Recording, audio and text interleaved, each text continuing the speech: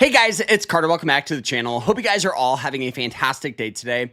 Now in today's video, we are going to be talking about how to trade during market resets, market crashes, and just given all the volatility during this, the past week, how do you trade and make consistent income during these times? So we're going to be talking about tips and tricks and some strategies you guys can use to start making money. So I hope you guys all enjoy it. If you do, hit that like button, subscribe. And if you guys want to learn more about trading, investing into the stock market, check out our school. It's awesome. We have private live streams, we have quizzes, lectures, a group chat, but more importantly, we actually teach you to trade. It's called the Swing Trading Masterclass. It's an 8-week course. We constantly update it. We have a group chat. It's like a college class. Honestly, we have a final exam, quizzes along the way. So check it out down below, and you guys can get 51% off by using code TRADER. It's one of the largest sales we've done. So click that link, sign up, and let's jump into this. So the first thing we need to understand is what's going on. So what we're seeing, in my opinion, is two things. We're seeing an AI market that's way overvalued. We saw companies like DeepSeek kind of show us how overvalued we are, causing companies like NVIDIA to start that sell-off process, in my opinion. And then what we're seeing is tariffs, and tariffs just bring uncertainty, which will cause more sell-off. And so those are the two main things. So how do you trade during these times? So the first thing you have to realize is buy low, sell high. So I want to show you guys this little chart here. This chart here is when the S&P 500 is down 25% or more. What happens over the next years. So what we saw here, let's bring it out a little more. There we go. All right. So anytime we see a significant reset or sell off, what happens that following year? Almost every year other than the 2008 crash, we've seen buying pressure and a significant amount, 31%, 32%, 1%, 40%, 14, 0.2. This is the little dip down, 56. So like at the average is 21% the following year of a reset. So trading and investing during these times, you have to feel confident enough to start buying stocks you believe in and ETFs you believe in. This is why I want to show you guys this. The next thing I want to show you guys is not every sector gets sell-off during market resets here. So like I said, we're seeing so much volatility over the general market, but look at the day's performance. We actually see technology up. We see real estate up in the past week. We see real estate in the past month, customer defense, communication services. So look at performing sectors, and you guys can alter your scanners to start that process of start choosing stocks that carry a little more buying pressure. The next thing here that I want to talk about is just being confident and understanding that ETFs that sell off, like the S&P 500, carry a lot of potential.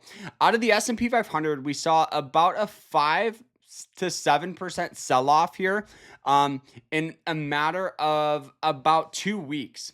So it's like investing all the way back in October of 2024. It wiped out months of gains. So right now could start that process of people that want to buy low and sell high of buying pressure. Look at these moving average lines. So we have the red, blue, and yellow. Look at every time it hits this, almost hits this red. We have one here, buying pressure. That's why we bought into it this morning or this afternoon really, is because of this, the huge sell-off, the uncertainty, just bringing opportunity. I'm confident enough to hold this position for a couple weeks, couple months. And guess what? If it starts selling off even more, guess what I'm going to do? Buy more. The next thing, look at this. Sold off in here. Very, very similar thing, right? Sold off 9%, recovered.